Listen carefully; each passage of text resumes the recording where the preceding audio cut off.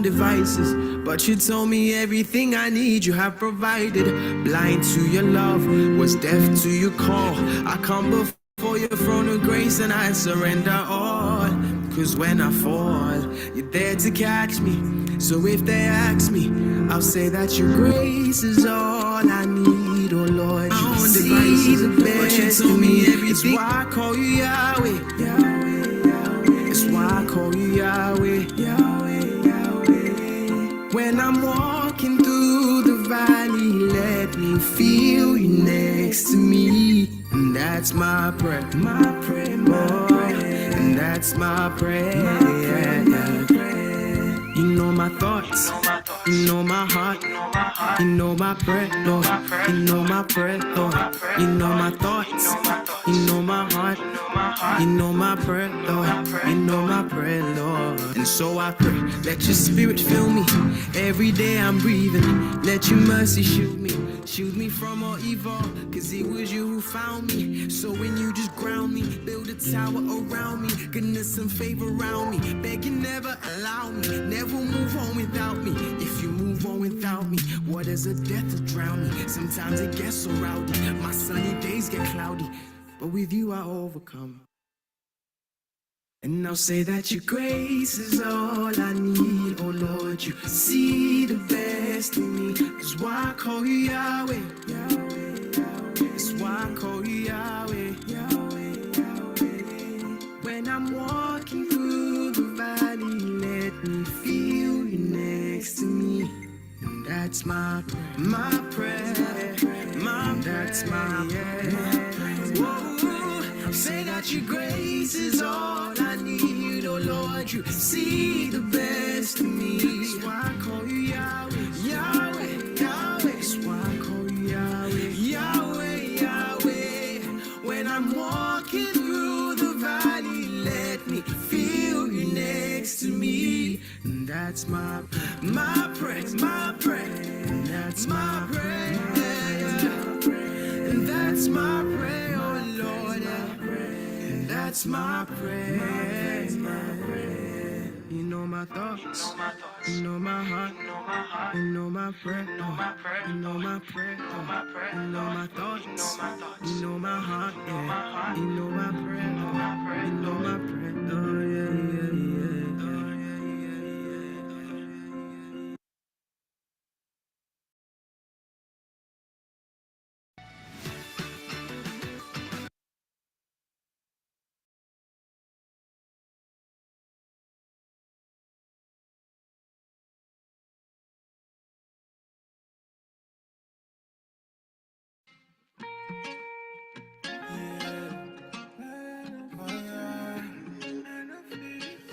You made me just like you. Every step I take in your shoes. That is why I know feel tired, I know feel retire. I pull up your right, best of your design. Yeah, for your purpose, yes, you created me. For your purpose, that is why I exist. Wonderfully, beautifully made, wonderfully in your own image, wonderfully. Lord, my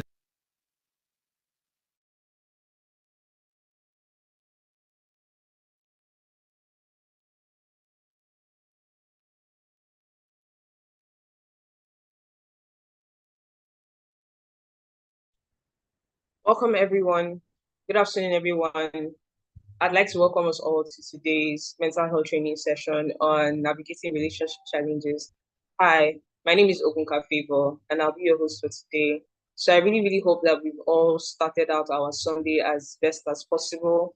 Please type in the comment section your name, where you're joining us from.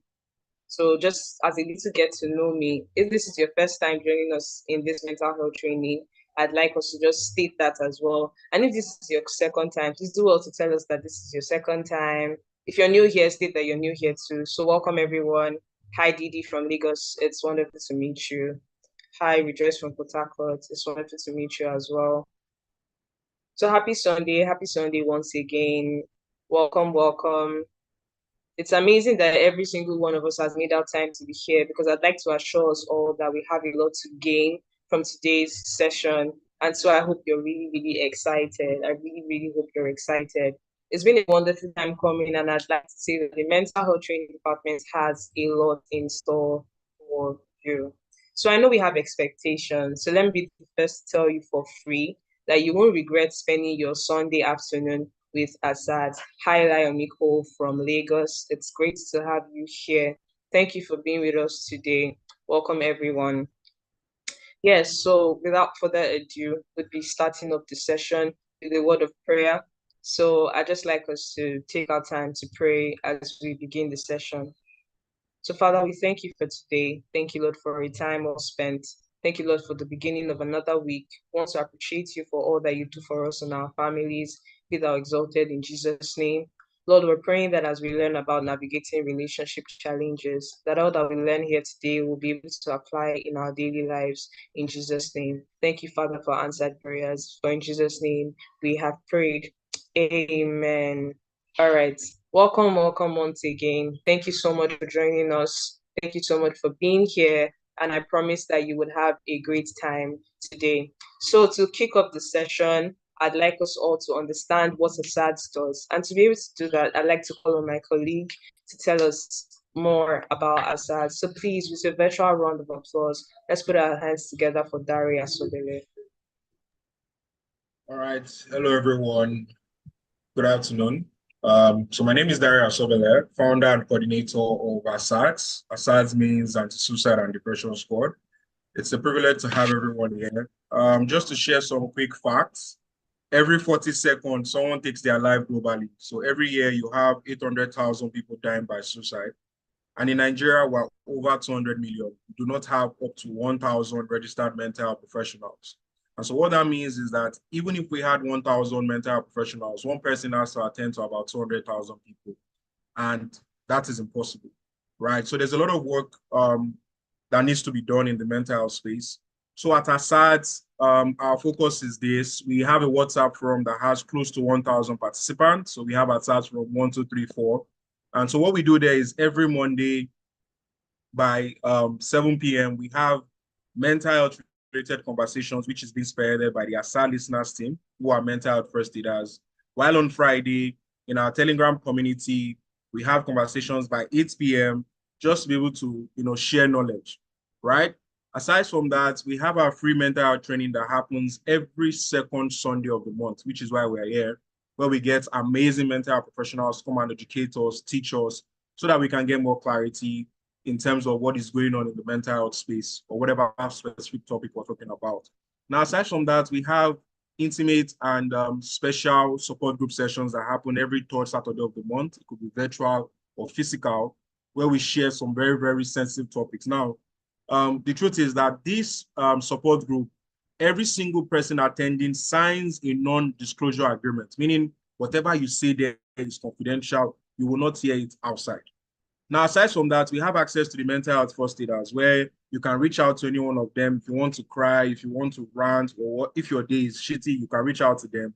They will call you back or text you, and that service is free. We also have access to mental health professionals, local and foreign.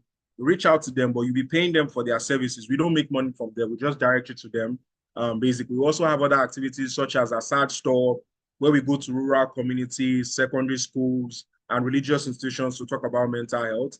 And then we have our annual conference called the Mental Health Speaks, which will be happening later during the year.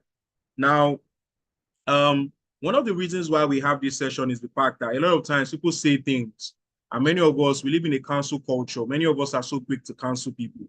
But what we try to do with the mental health training is to be able to educate the general public about sensitive topics, right? So for this topic, right, a lot of us are either in relationships or have been in relationships before. But the truth is that in as much as we talk about love languages, right, there's also what you call conflict language. How do you deal with people? How do you manage people? How do you manage the opposite sex or the same sex, people you are working with, whatever kinds of relationships that you find yourself in? So I want to encourage everybody to please get a book or bio, take note of some of the things that you would share here, right, and see how you can do better, right? So my belief is that when you know better, you should do better. So please, make sure you enjoy the session. Feel free to ask questions. There would also be a breakout session towards the end of the session. Get to connect with other people as well. So yes, so thank you everyone for your time, and do enjoy the session. Thank you. Over to you, Fego. Right. Thank you so much, Mr. Dari, for that wonderful talk on ASADS. I really, really do hope that we now all understand why it's important that you're spending your Saturday afternoon with us. Now, to be able to relax, I just like us to do something, and it's a breathing exercise. So for us to be able to relax, let go of every negative energy that we had during the day. Maybe for instance, now somebody just annoyed you, or you were dressed so well and somebody stepped on your shoe. Let's just do something to be able to get rid of that. And so it's very simple. You'd breathe in for 5 seconds, you'd hold it in for 5 seconds, and then you breathe out for 5 seconds. So I'll say it again, and then we'll actually do the exercise.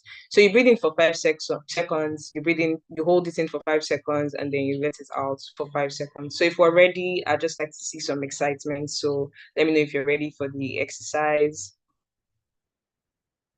All right, and so we'll go now. All right, so everyone, please close your eyes and think of everything that you went through today. Think of all that happened today. So while we do that, let's breathe in for 5 seconds. 1, 2, 3, 4, 5. And then you hold for 5 seconds. 1, 2, 3, 4, 5. Now let's let it out.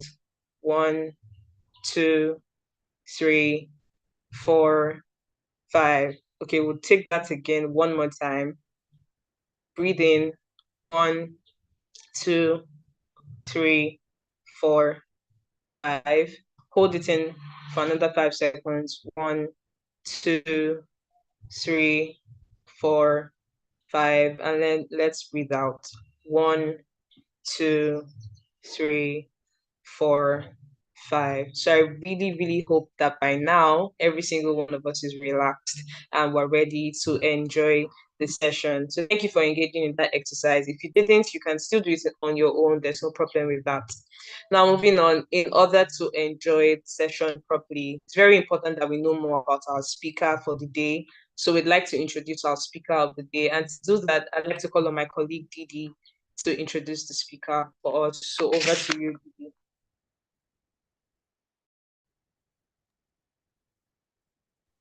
Hello, good afternoon, everybody. I'm sure we're all having a swell day, and I promise you're going to have a swell time.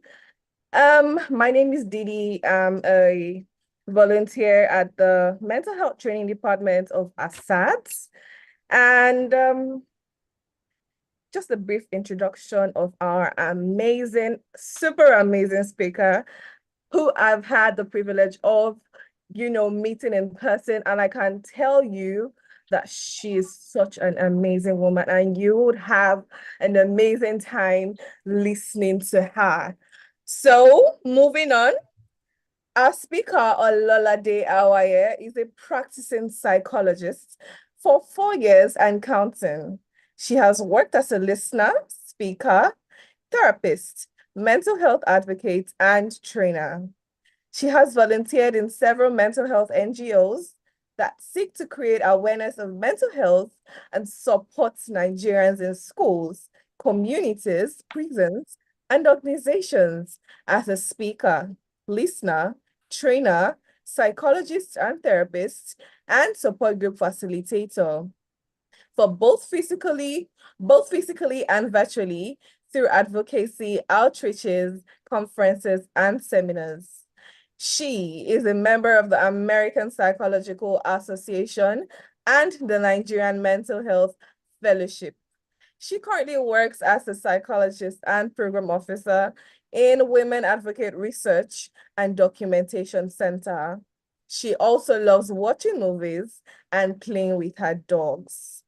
Now, with a virtual round of applause, please welcome to the spotlight our amazing speaker, Ololade Awaye.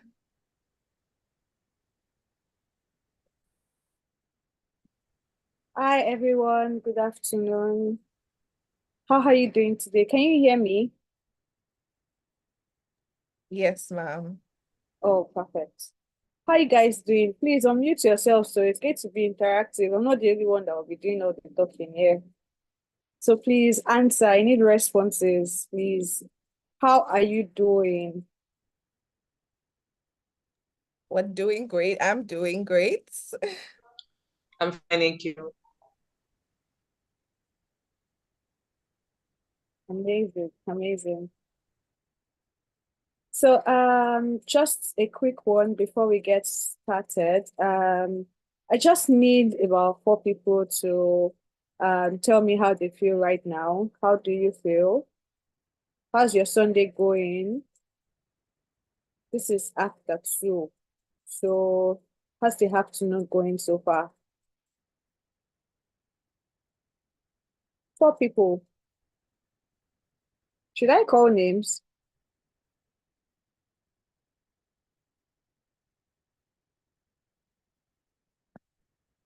I think somebody, okay, some people are typing. Okay, we're good. Great, great. Okay. Super, very fine. Oh, I'm very fine. Thank you, Grace. Okay, so this is going to be an interactive session. It's going to be a very exciting training because navigating relationship challenges is one thing that is necessary, is actually essential for everybody. So we're going to focus on your relationship in terms of your family, the relationship you have with your parents, your siblings, and also your romantic relationships, as well as your professional relationship. Because we are all social beings and you can't really do life alone, regardless of how introverted you are. Oh, I don't like friends. I do really well on my own. I figure out my things on my own. I don't really talk to people, things like that. But you still need to understand how you can navigate relationship challenges because, like I said earlier, you can't really do life on your own. And yes, people are very, you cannot predict them. They're unpredictable. So understanding that is very integral. So Didi already made she introduced me. Yes, I'm a practicing psychologist and I also facilitate sessions, support therapy sessions, group sessions. I have also worked with individuals, neurodivergent individuals, people with autism, ADHD, and the likes. So today we are going to talk about navigating relationships, and it is going to be quite interactive. So let's quickly run through the content. We are going to go through importance of maintaining healthy relationships in personal and professional life.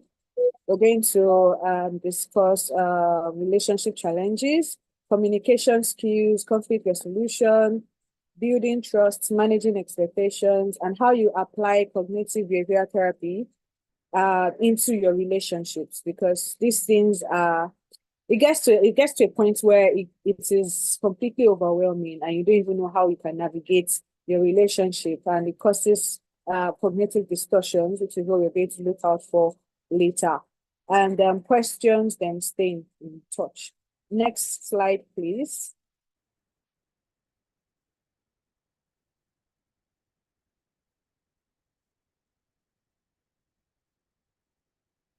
Next slide. Yes. So why are relationships important in our personal and professional life? Who wants to answer? Just a quick one. What do you think, or why do you think why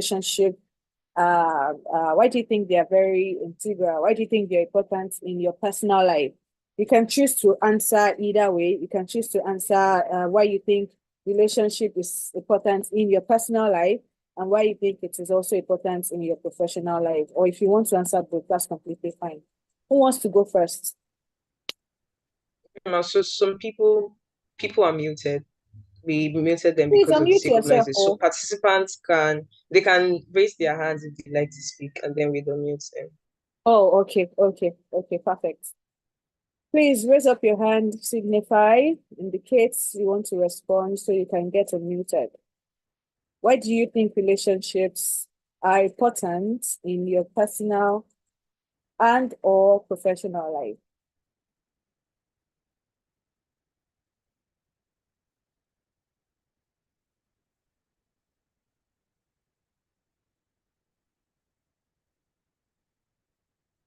Please unmute yourself. I do not want to actually have to call names.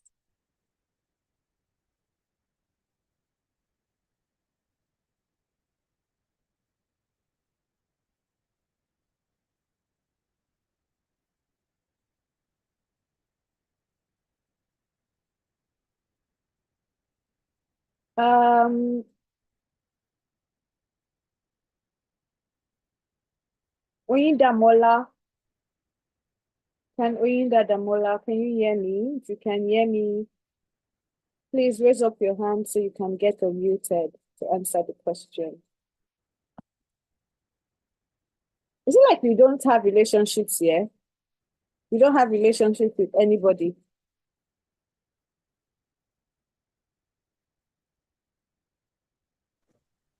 Elizabeth raised her hand. All right. Good afternoon, everybody. Good afternoon. So I think relationships, everybody cannot do without relationships. Like we cannot do without it. It's important to have at least a cordial relationship with your colleagues, with your family members, even if you are not so close to them. It is important. It is just the way of life because a man cannot live alone. You cannot live by just staying alone. So it is important to have relationship with people, to feel that love and a sense of what's it called, like a sense of friendship with people. You know, we are all going through a lot, so it feels good to like be able to talk to people and to just know that okay, there's someone I can talk to and someone that cares. Thank you. Perfect. Thank you so much, Elizabeth. Thank you. So I wasn't Elizabeth. So this is Elizabeth. So I just put in the chat box. I said we need relationships because it is important for us to always have emotional support. Amazing. So I said yeah. Amazing. I actually do appreciate these responses I'm getting. There are no right or wrong answers. I just want your ideas. I want your what do you think? What do you feel about it? Why do you think it is important? It is fine if you think it's not important. That's completely fine. This is a place where we get to learn, unlearn, and relearn. So whatever it is you know, I don't want you to feel like it's not right. You don't want to contribute. You don't want to talk. Let's learn from one another. So I appreciate the responses. So please, next slide.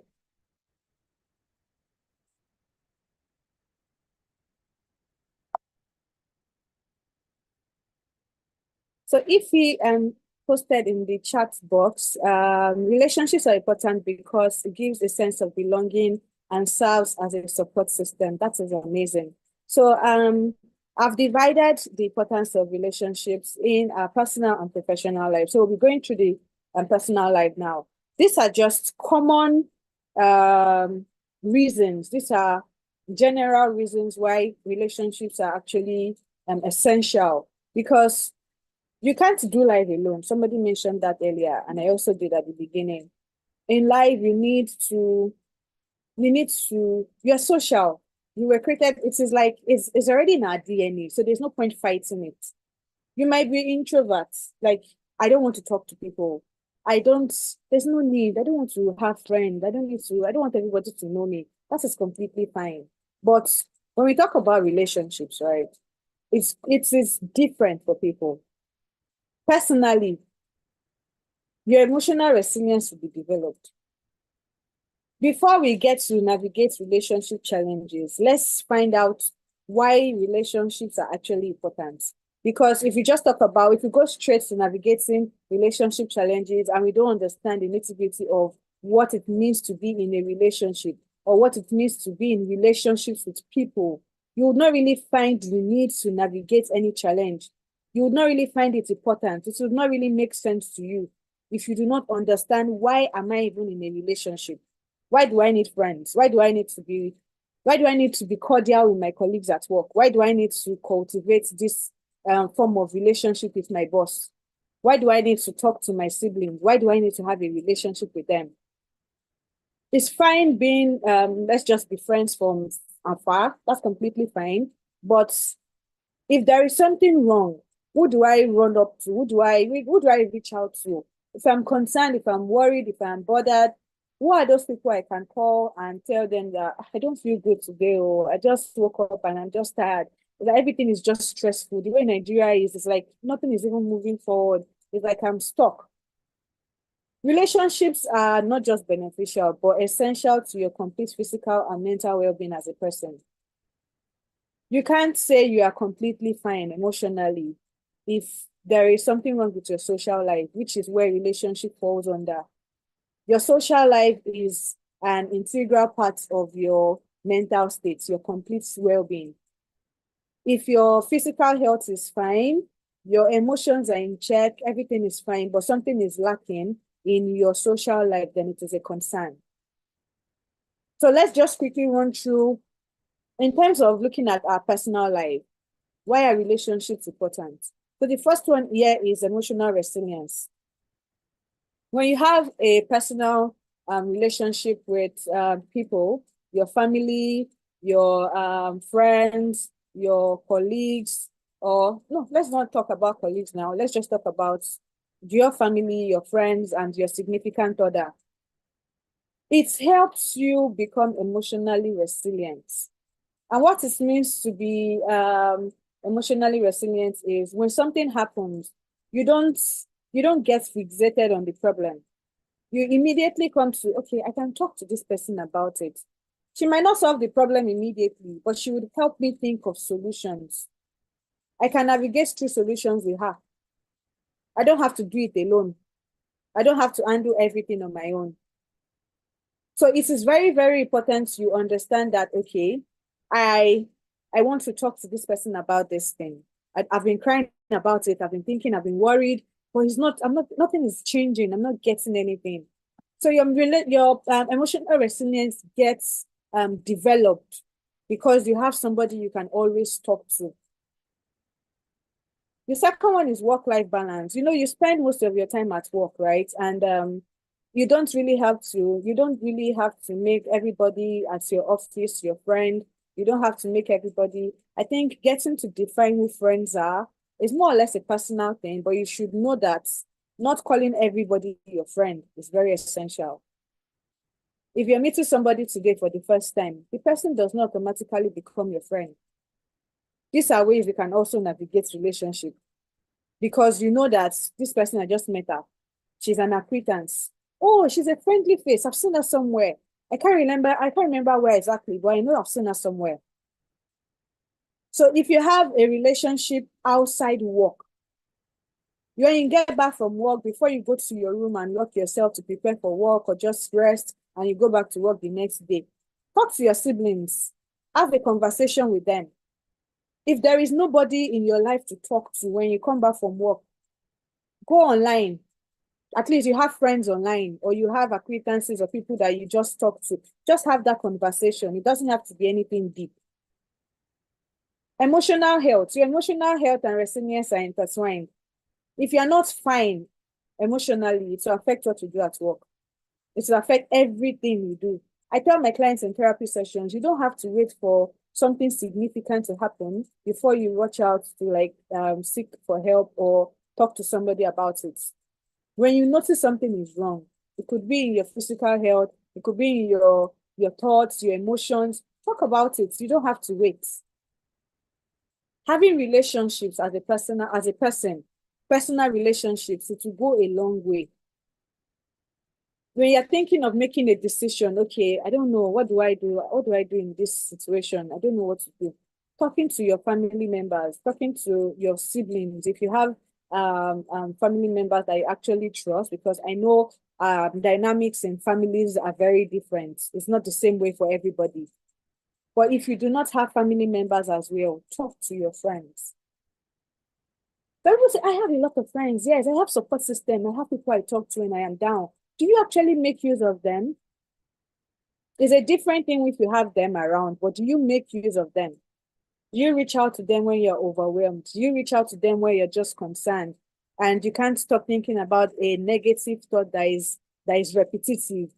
It is affecting your day-to-day functioning. It's affecting you at work. It's affecting you at home. Does that happen? Personal insights. Somebody mentioned sense of belonging when she was talking about the importance of personal relationships or relationships general. There is no how you would not want to belong somewhere as a person. It's impossible. Only if you want to deny it or you want to lie to yourself about it, it is impossible. Oh, you want to be, okay, that's my friend. Oh yeah, I belong to that group. Oh, those are my classmates. At least there is a sense of belongingness. When they come to your class, when they come to your faculty, they know, oh yeah, she's in that department. It is a sense of belongingness. Like, okay, yes, I belong to this. I belong to these people. These are my people.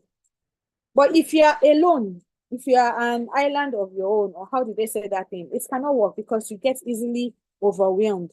Everything gets frustrating, everything gets tiring. Like you're doing everything on your own. Like I said earlier, you can't navigate relationship challenges if you do not really know why relationships are essential. So the last one here is, personal insights.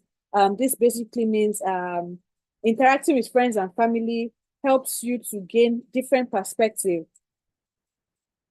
You want to make a decision and you think, okay, you are confused. Okay, let me talk to this person. Let me talk to that person. Getting ideas from different sources would help you make a well-informed decision. You don't know everything. You have friends that are good when it comes to fashion. You have friends that are good when it comes to tech. You have friends that are good when it comes to politics.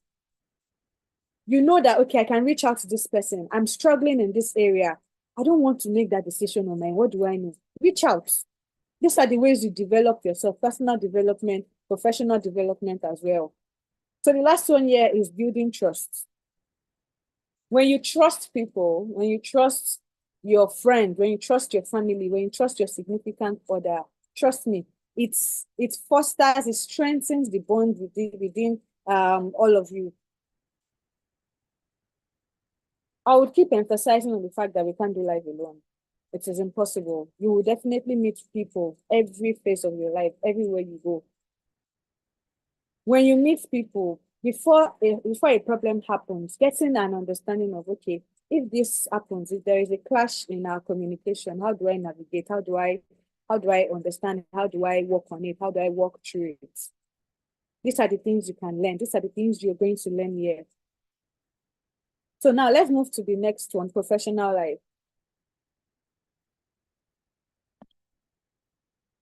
Next slide, please.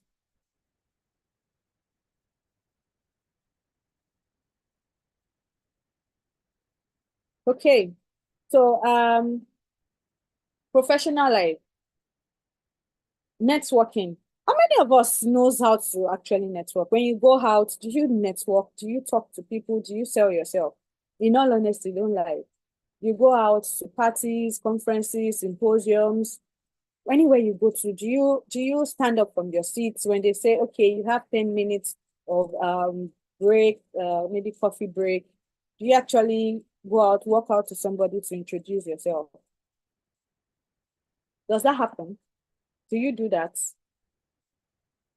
Okay, Grace says yes. Sometimes. Oh, I like this. Do you mind sharing an experience? I know it can be hard. So do you have an experience where it was difficult?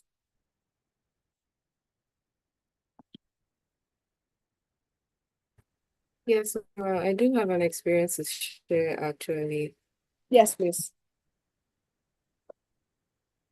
So it was during this conference I went for in Lagos, and it was my first time being in a setting like that. Although majority of people there, they were my age mates, they were undergraduates like me, law students even. And because of the nature of the conference, we had to interact, we had to form groups. And when it was time to form the groups and then make our resolution papers, I became so nervous. It was so hard for me.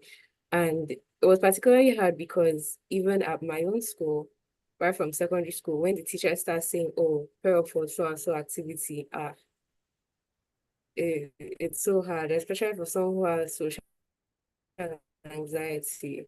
So I found it very hard to just go up to people and say, okay, even when I found a group, it was still hard for me to communicate within the group, but I just had to push myself. So yeah, that's just one of the experiences I've had. And even though I push myself, it can be hard sometimes. So I do try anyways. That's really good. Thank you. Thank you so much for sharing. Any other person you want to share an experience?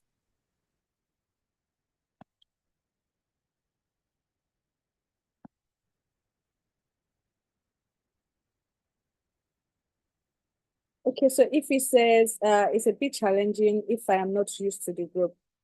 Okay. Okay, so I'm seeing a lot of anxiety, or I get anxious social anxiety. So these are actually very valid. They are very, very valid. And yes, personally, I used to struggle with this networking. Ianu raised their hand. Yes, please, Ianu.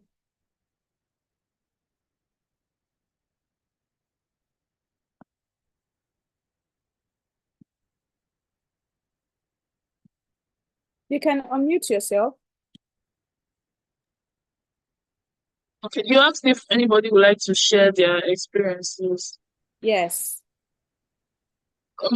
Recently, I think this year I started going for webinars and tech events, and then that's when I started discovering the importance of networking, and I realized that a lot of these events is quite the same people that go for it, and like, so if you get to see the same people like three different tech events, you might as well actually know them and build a community off of that. So I started to, like, I don't really have I didn't really know how to pitch myself very well, but I just would share like what I'm currently doing or what I'm trying to achieve. And I realized from sharing that people actually pay attention to what you're saying. And even though you might have imposter syndrome, like some people actually might find you interesting. Yeah. So, and from there I've been able to like get contacts or LinkedIn contacts and know more people. Yeah. Thank you. Thank you so much. Thank you so much for sharing. So yeah, I used to struggle with what's it called? Not being able to network. So I'm trying to actually name what I used to feel as a then, because I know vividly, I can remember when I go for conference, I attend a lot of conferences, mental health, because I volunteer. So yes, I'm always volunteering for this, for that. If it has to do with mental health, I'm there. So there was one I attended some time ago, and I was just there when it was time to meet with people, just talk. And I went there and I realized that, okay, what exactly do I even want to say? The problem was I knew what I wanted to say, but how do I start? What exactly do I tell this person? What do I tell this person? And I didn't say anything. I just stood up. I just walked around, went to the coffee table, got my snack, went back to my seat. I didn't talk to anybody. I didn't talk. I used to see myself as an outspoken person, really. Like, I'm not scared. I don't get anxious. If I am nervous, yes, I get nervous. So I just take a deep breath, work on my breath work, then go back to my seat and just do my thing. But when I got home that day, I just had a rethink, like, okay, Lolade, you talk to people, you go out, you have conversations, you handle talk on psychology, mental health, and the like. So why is it difficult for you to just talk to people about yourself? Then I wrote out some things. Okay, what are you scared of? I don't know what to say. What are the things you like to say? Hi, my name is Ololade. I'm a psychologist. Oh, where do you work? I work here. How long have you been practicing? I just came up with possible questions. Then what made it easier for me was to start with a compliment. You see, when I was preparing for this training, this professional life, I basically took a lot of time walking through the importance of relationships, because they are more than this, so yes, but this is actually very important. As a young adult, as a person, as an individual, as an adult, as a student, this is something that you really need to learn. I'm going to reiterate back to, you can't navigate any relationship challenge if you don't understand the importance of this relationship. If you can start with a compliment, oh, I love the color of your shirt. It really looks good with your skin. That is a conversation starter. Trust me. Anywhere. It is a conversation starter. I love your glasses. This frame really looks good on you. Oh, you smell really nice. People like compliments. People really like compliments. They might not accept, but they like it. They might just smile or just smirk, or they are not interested in having that conversation. That is fine. But you can always start with a compliment. The importance of networking is going to help you with new job opportunities, mentorship, career advancement. It basically helps you know what is going on in your field and out of your field. You just have an idea. You don't have to know everything. But if you find them talking about technology here, and you know just a bit about it, just stay there. If you don't even want to say anything, listen. If you don't have anything to say, ask a question. Or you said something, I need you to clarify this, because I've checked online. I want to know the difference between ChatGPT and the paid version. I know there's a paid version now. What was that? What's the importance of that paid version? Does that mean I can't get what I would get on the free version? What are the additions? What are the things that are missing because I use the free version? These are ways you can actually get to start a conversation. Networking is integral. We all need to learn this skill. And if you go with somebody or you go on your own, it still doesn't change anything. But the importance is you can get that job you have always wanted with just one conversation with somebody you meet somewhere.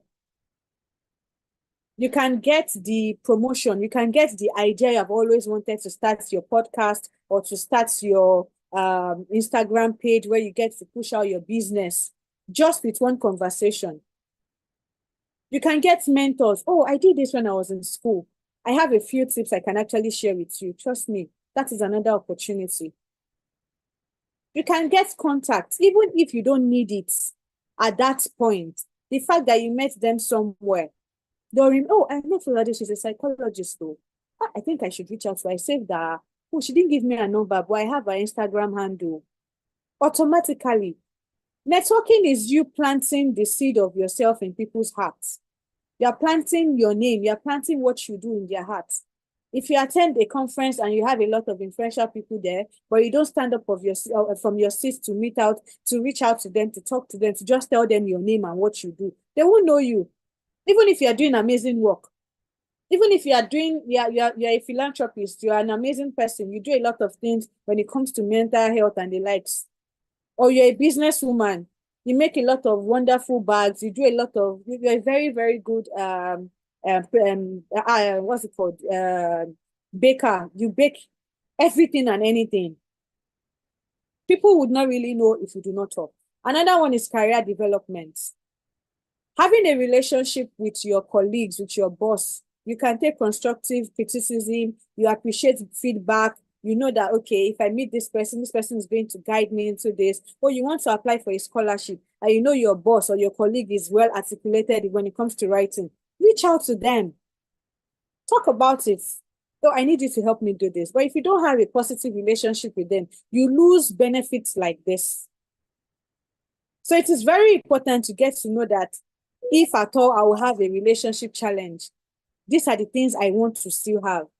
I want to work on my career development. I want to work on my networking. I want to work on my skill enhancement. I want to work on my reputation.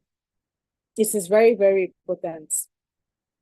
So the next one is what are common relationship challenges and why is it important to actually navigate through these challenges?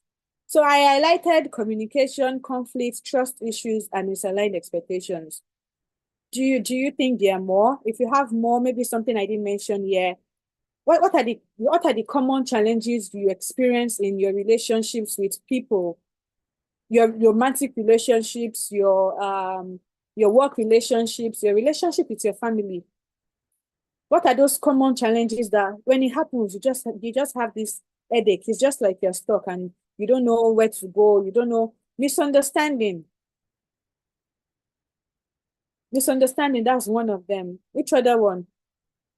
I know there are more than this, but this is like you find misunderstanding in communication, in conflicts and trust issues. Tolerance.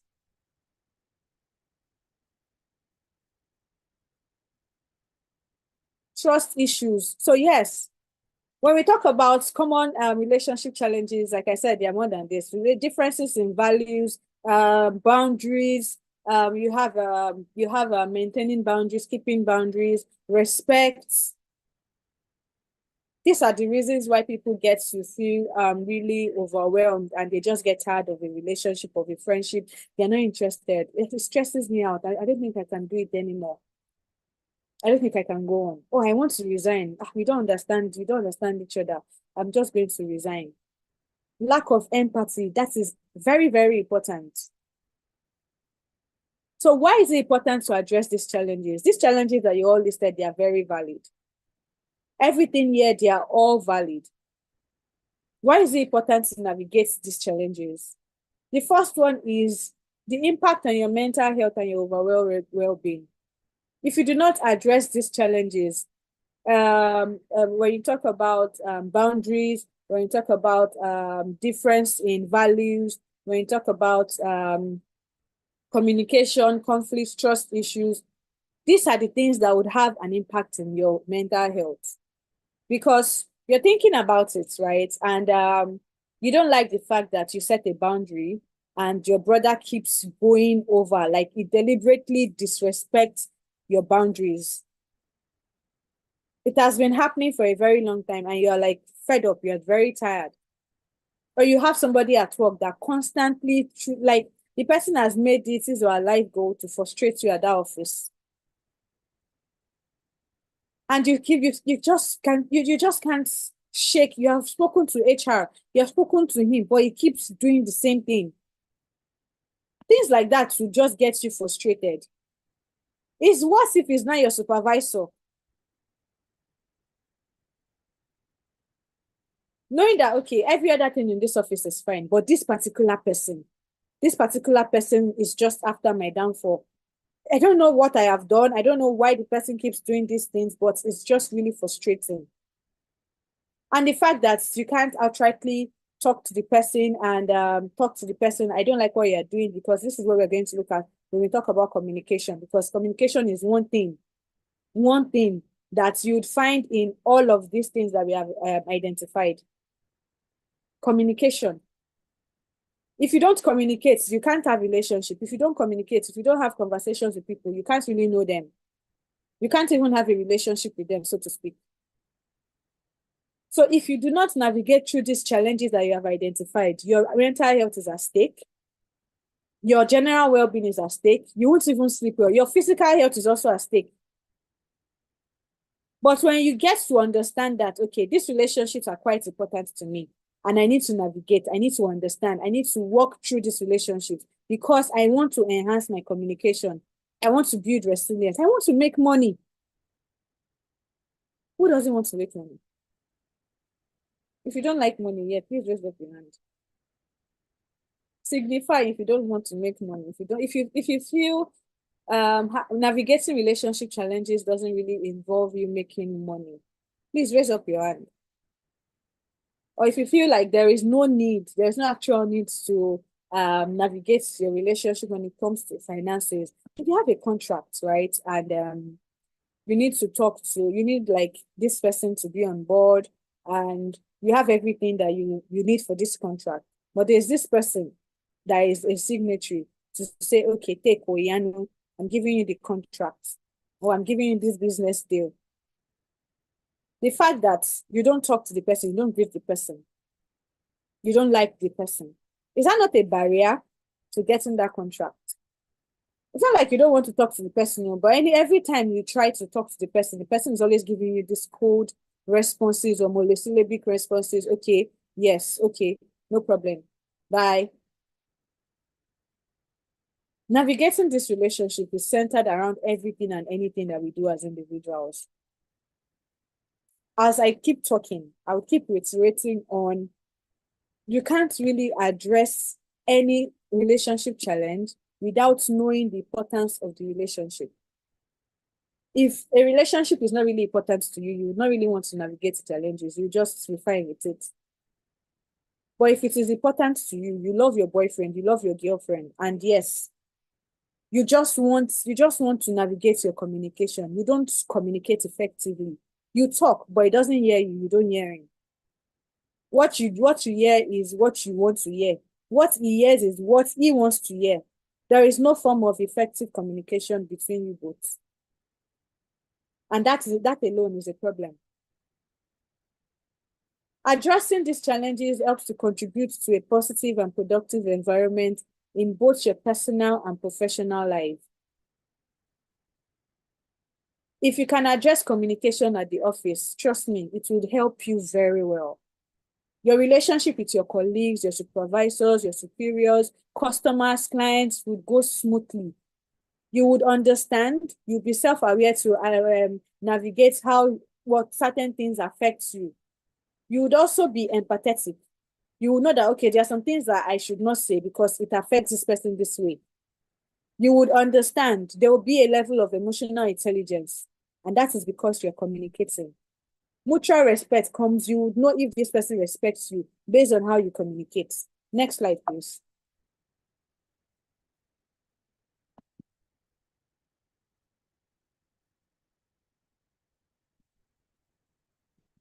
So communication skills.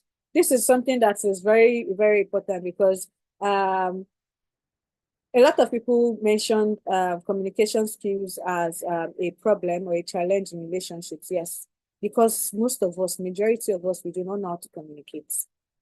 You just talk, but you don't know how to communicate. In psychology, there's something we call the paralinguistic. Please go to the next slide. There's something we call paralinguistic. That's the act of communication, really. The tenets of communication. What are the things involved when you're communicating? Your tone, the volume of your voice, the tone you use, the pitch. Please, still on communication, the previous slide.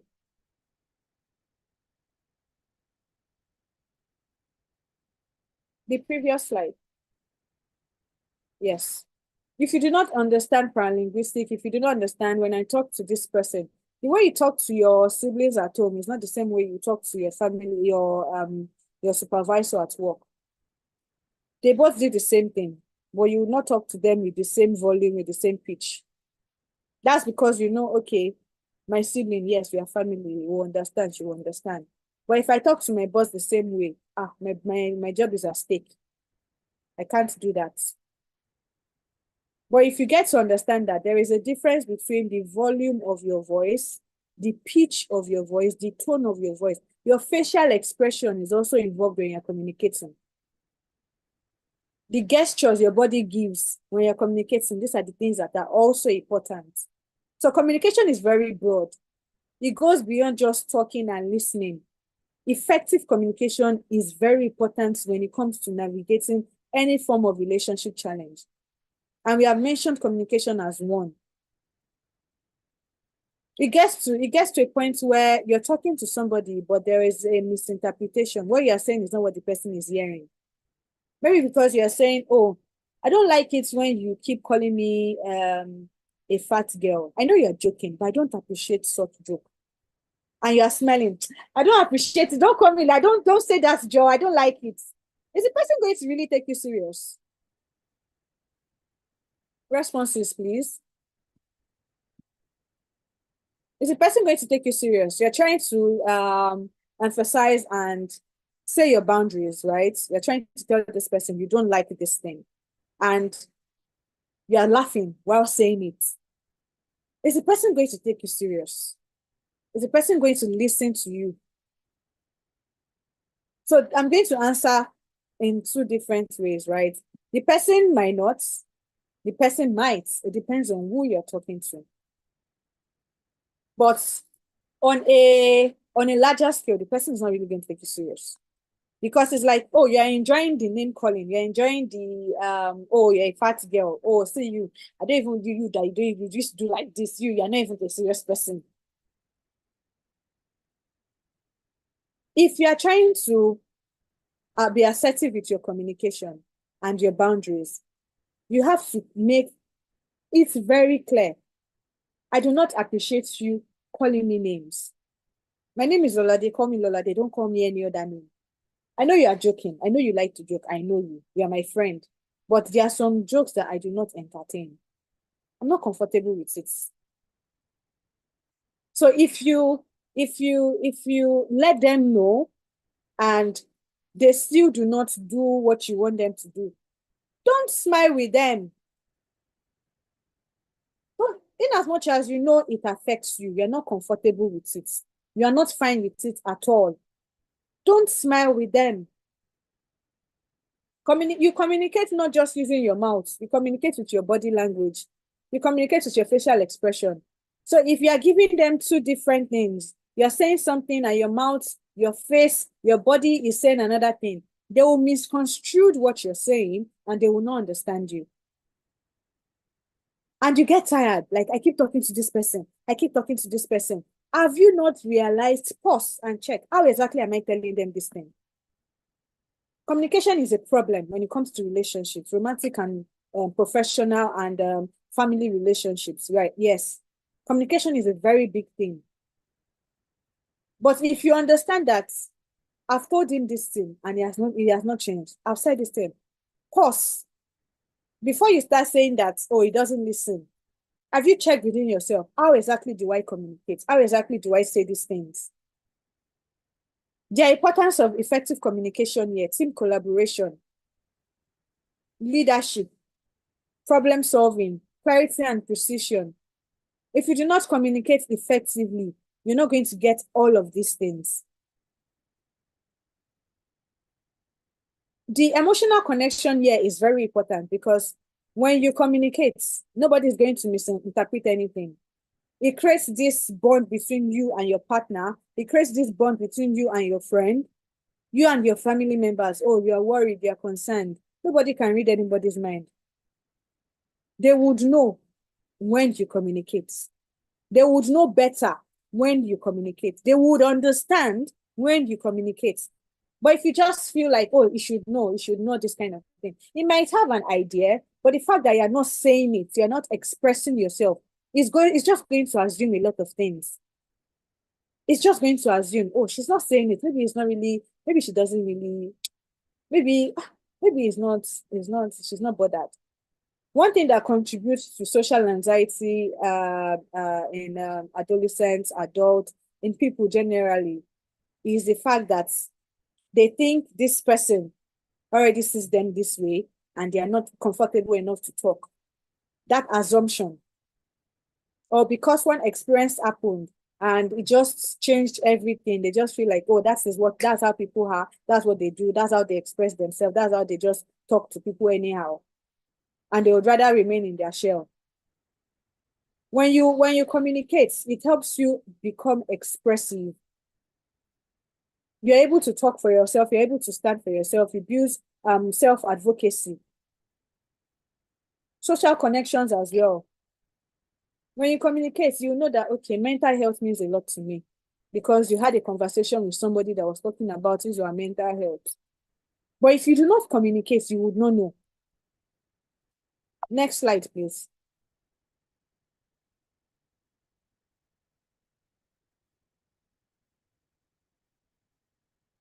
Next slide. Can you hear me? Okay. So conflict resolution. So there are a lot of misunderstandings that happen at work between colleagues. You're on the same level at work. It's not like one is superior, you are both doing the same thing at work. And if you do not talk about these things, right? If you're always having clashes, oh, I sent you the file, you didn't see the file. I sent you this one, you didn't see this, you didn't see the file, you didn't see this one, you didn't see that one. Conflict is bound to happen everywhere. It's just, how do you navigate? How do you settle? How do you settle your grievances? How do you understand each other? But you see misunderstandings. If there is no clear communication, you will misunderstand a lot. I said it earlier. Majority of what we see as challenges in relationships are intertwined. Communication, lack of communication will cause conflicts. Lack of communication will cause trust issues. Lack of communication will cause misaligned expectations. So they are all intertwined. Lack of communication will contribute to lack of empathy. If you do not communicate, if you do not settle your grievances, if you do not understand, if you do not respect each other, these are the things that are bound to happen. There'll be a lot of, oh, she said this, she said that. Oh, he mentioned this, I didn't say it. Oh, no, I didn't say that. If you as a person, you understand your goals, like I greet everybody, like if you know me and we chat regularly, you know, before I start talking to you about anything, I would greet you. Good morning, good afternoon, good night, good evening. I'm used to it.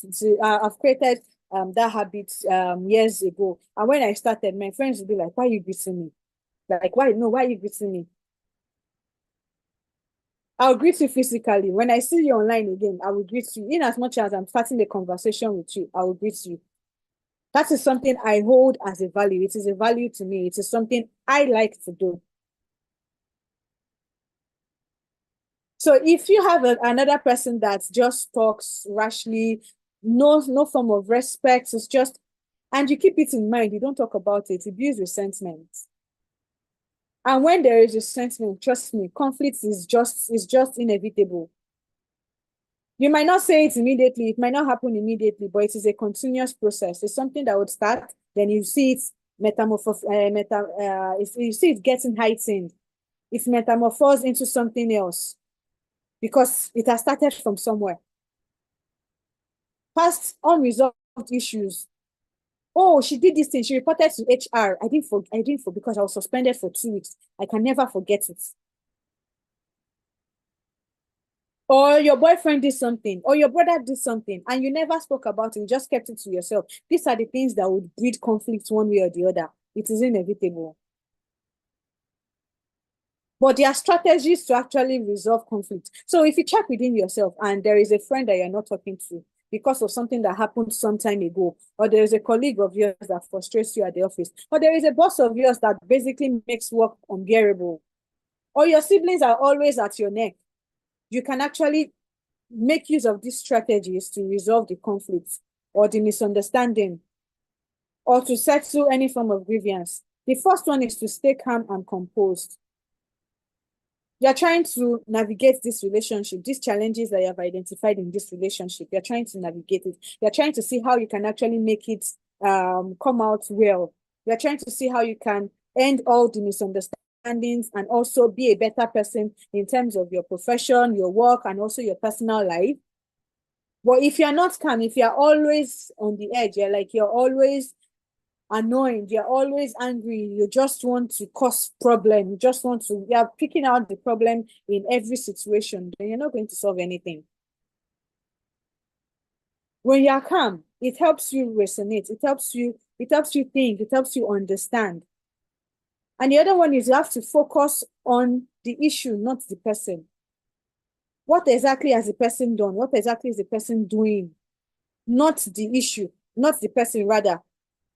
What happened? Oh, she spoke to me this way. I'm not comfortable with it. Okay. Seek solutions, compromise. If you do not talk to me how I want to be addressed, I would not respond to you immediately. You will get delays. Or I would wait till I see you physically. The last one is to check with a win-win approach. So you're not just looking out for yourself, you're also looking out for the person. I'm trying to solve this problem, but she also needs to understand that this is what she did I don't like. So you're not the only one that would get the upper hand or just leave the whole situation as a winner. No. Next slide, please. So we have to rush through the rest. Next slide, please.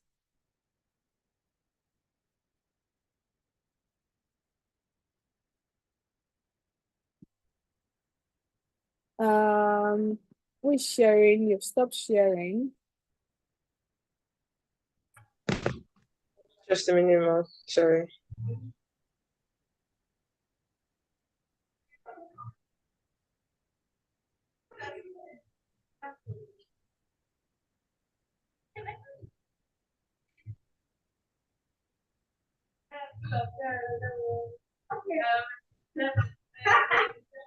The next slide is trying to work with time. Building trust in relationships. Yes, somebody mentioned trust is actually a problem. It's a challenge in relationships. Yes. We can't actually trust people. It's not easy to trust, especially if you have been hurt before. I'm going to start with the importance of trust in relationships. Why do you need to trust people in your relationship? As a partner, you have a boyfriend or you have your husband or something, or someone significant in your life and you don't trust the person, it will cause a lot of havoc in that relationship. Trust is very, very important because it builds intimacy. Without trust, there would be no harmony in your workplace, in your relationship with your family, your relationship with your siblings. If there is no trust, everything would become a problem. You will doubt everything this person does. If she says she wants to help you, no, I don't believe her. I don't believe it. She's not going to do that. If you don't trust at work, if you don't trust your colleagues, if you don't trust your boss, you would not progress. You would not get to where you want to get to because you would not trust them to help you to achieve something. You would not, well, even if they help you, you believe that what they did is not good enough, or you don't trust them enough. So I don't think I can actually submit what they've written. How can you build trust? The first thing you have to do is to be reliable and consistent. You have to be reliable. Let them see you as somebody that, okay, if you tell her to do this, she's going to do it. She's always checking up on me. Yes, I think I can trust her. You work in the mental health space and you have a client and you're a listener and you want to build trust. Aside your scheduled therapy sessions or listening sessions, if you reach out to this person, oh, hi, I'm just dropping a message. How are you doing today? Have you eaten? And did you sleep well? How's your day going? These are the things you can do that will gradually build trust. Trust doesn't just happen in a day, no. We have to be reliable, you have to be consistent. The next one is to communicate openly and honestly. You see, when I said communication is intertwined, it is in between every challenge. If you do not communicate, if you are not honest, it will be difficult to trust. Showing respect and being empathetic is another thing. Oh, somebody doesn't really want to talk. I understand that you don't want to talk, but should you want to talk later, I am always here. If you would need somebody, I don't mind watching a movie with you in silence. I just want to be there for you. Keep your promises and commitments. Oh, I'll call you tomorrow. Don't worry, I'll help you send that letter. I'll work on the letter with you. Don't worry. Let your colleague know that, yes, you're trustworthy. You can actually help. You don't just say it with your mouth. You actually put in the work to do it. Next slide. So this is an interactive session where I don't think time will permit us to do this because we are really running out of time. So what I wanted us to do here was to share experiences where you have actually made use of these strategies I have shared in overcoming the challenges that I've identified so far. If one person can just share one in 2 minutes, how exactly have you overcome communication? For example, an experience where you had communication as a challenge in your relationship And how did you navigate? How did you overcome? How did you walk through it? In 2 minutes, please. We're running out of time. Who wants to go?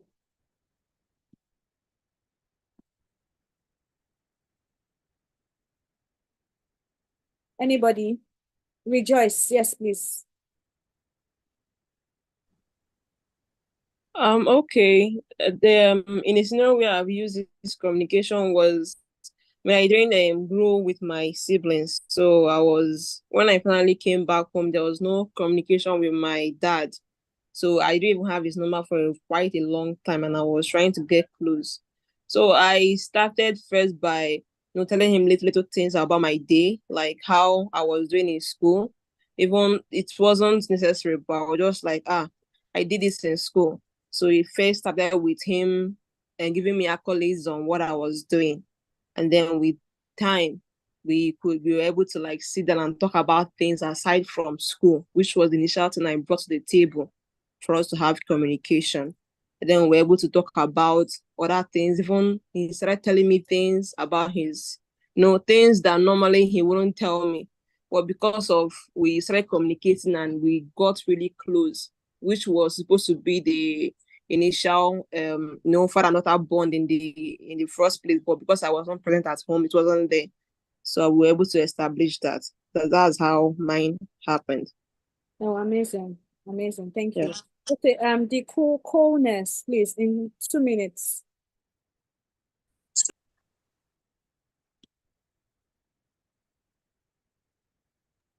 Hello, I think I found out that it's good to do what also works for you. I developed a system unconsciously. I rename everyone in my life, especially if I've started talking to you to a certain point. So I give you your own pet name. So literally, if you check through my contact list, you can't tell who is who because everybody has different name. Yeah, everything just looks funny. But I think it started when I was 16. I decided I wanted my relationship with my parents to work. And so I wasn't calling them mommy or daddy. I call them, and it's weird, father, mother. And then on my phone, I have their number saved as King, and I use my father's first name, and Queen, and I use my mother's Edo name. And I just found out over the years, it's easier for me to communicate to people better when I give them their own name. It's like only to special connection. Like I'm the only person on the planet that calls this person by this particular name. So wherever they hear it in the world, they know that okay, that was Laramie that said that. And I remember a friend texted me some 2 weeks ago. I hadn't spoken in like 3 or 4 years. And she texted me, "Hi, Mr. Cole." And I responded to her with the pet name I gave her more than 10 years ago. And she was like, "Oh wow, you're still the only person that said this." And I was like, yeah. So I think it's just key to also develop your own system, something that works for you. Thank you. Amazing. Amazing. Thank you. Thank you so much. Thank you. So we're going to go through the next one now, managing expectations. So this is one thing that I know affects a lot of relationships because you believe, oh, she's my friend, she's my sister. She's supposed to be there for me anytime I need her, any day, anytime. Oh, we are colleagues, and I thought we were close colleagues. We're not just irregular because we work in the same place. Does not mean we just have to treat each other as colleagues. One thing I've come to realize is when you begin to place people how they are in your life, it will help you have a lot of ease and reduce the stress or any challenge whatsoever. I would explain this. If you meet somebody at a conference now, that person is not your friend. Don't call everybody your friend because what you're doing is you are unconsciously placing expectations of what a friend should do, what a friend would do on that person. And the person doesn't even know. They're just doing it because, oh, she's my friend. Even your siblings. I know family bond and all, yes, that is fine. But at some point, if you always get disappointed, oh, your sibling doesn't do this one, your sibling is not always there, is not always, and you keep putting that person, oh, she's going to be there, she's going to do this, and you keep getting disappointed, trust me, you would have relationship challenges. That's why you need to learn how to manage expectations, and you need to start first by placing this person is my friend. Oh, she's my neighbor. We live on the same streets. We live in the same compound. Does not make him your friend or make her your friend. We attend the same church. Does not make him your friend or a friend. If you do not place people where they are, you would not be free from any form of misunderstanding or misconstruing of words, or your communication would always be mixing up. Managing expectation is very important because it involves the setting, the communicating, the aligning of expectations to ensure clarity, prevent misunderstanding, and foster positive relationships. You cannot navigate any relationship challenge without managing your expectations, even your colleagues at work. You would not know this person if the office that you're working together did not bring you together. It takes a while before you start saying, okay, she's my friend. Even at my place of work, my colleague would always call me, oh, Lolade is my friend, Lolade is my friend. And I'm like, no. So it's not look as if you're the only one friending. It's a one-sided friendship. We are colleagues. Let's respect that. When I see that, because I know the value I have, and I know what I would want what I would want in a friend. I don't call anybody my friend. No, it doesn't work that way for me. So if I see that, yes, I can actually be vulnerable with you, I can trust you, I can communicate effectively, there is mutual respect, trust me, you'll be my friend. But because, we work in the same place, we go to have lunch together, and we automatically become friends. No, it doesn't work that way. When you manage your expectations, you're basically going to communicate effectively about what you want. There will be mutual respect. You are seeing things from my own perspective. She's seeing things from your own perspective as well. And this is not just your work relationship, even your relationship with your significant other, your relationship with your siblings as well. Managing expectation, because she's my brother, let me check. Is she able to do this? Emotionally, is she able to manage my emotions? If I am vulnerable with her, will she say, oh, you're disturbing me again with your stress? So you're doing this, you're doing that. Can I be vulnerable with this person? It will help you align your expectation with your partner when you talk. Nobody is going to read your mind and figure out what you do. But if you are dating this person and the person doesn't quite understand you as a person, talk. Oh, these are the things that I like. These are the things I don't like. It's not just about, have you eaten today? What do you want to eat? What's your favorite color? No. I find those conversations secondary. In talking stage, there are some things that you are expected to communicate. There are some things that you're expected to know about one another. It's not you being forward, it's you protecting yourself, because I know if I don't talk about this thing, I will assume. When we talk about cognitive behavioral therapy, I would explain deeply about in that. So you have to listen, you have to be honest, you have to be flexible and willing to adjust. Yes. I'm not saying go and change for him, go and change for her. No.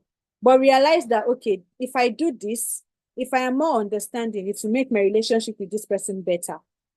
If I listen more, it will make my relationship with this person seamless. When you manage your expectations, you're going to have a lot of ease. You're going to have a lot of ease. And these are the things that you would benefit as well. Clarity and understanding. There will be trust. There will be credibility. At work, you will perform well. Nobody is assuming that, oh, she can do that. She's a social media person. No, they employed you for something else. It's one thing to say, okay, I can do it, but it's not my field, though. I can try. Communicate, let them know. Don't let them just assume that you can do it. If there is a mistake, they will blame you. And once they start blaming you, you feel bad. It's not my field, and I said it, but you didn't tell them. You only said it to yourself. There will be conflict reduction because nobody is expecting anything from you. Nobody is going to misunderstand anything because they know that this is you, this is what in my office, they know. I'm a psychologist. Don't bring anything law to me. I'm not a lawyer. I'm not a lawyer. If there is any, if the secretary brings any law in, oh yeah, go and meet the lawyer. Thank you. Does she need, is she interested in therapy sessions? Does she want to get a psychological assessment? Okay, bring her. That's my file. So it is very, very important to know how to manage your expectations. Next slide, please. Let's rush through the list. cognitive behavioral therapy. So this is the last slide.